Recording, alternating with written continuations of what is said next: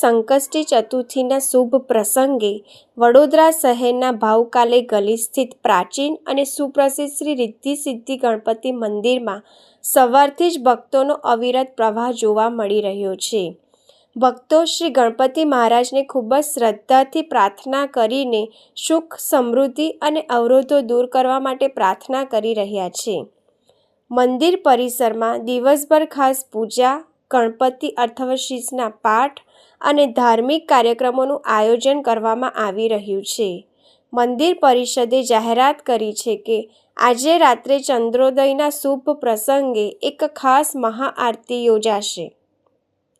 ચંદ્રોદય પછી સંકષ્ટી ચતુર્થીનો ઉપવાસ તોડવામાં આવે છે।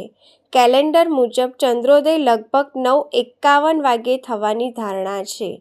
આ પ્રસંગે શ્રી રિદ્ધિ સિદ્ધિ ગણપતિ મંદિરમાં એક ભવ્ય મહાઆરતી યોજાશે અને મોટી સંખ્યામાં ભક્તો ભાગ લેશે તેવી અપેક્ષા છે।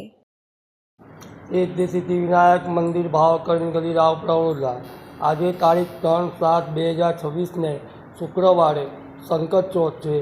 આ દિવસે જે શુદ્ધ ચોથ આવે છે, આ ચોથના દિવસે મહાપૂજા, મહાઅભિષેક, કેસર સ્નાન તેમજ રાતના 9:51 મહાઆરતીનું આયોજન રાખ્યું છે।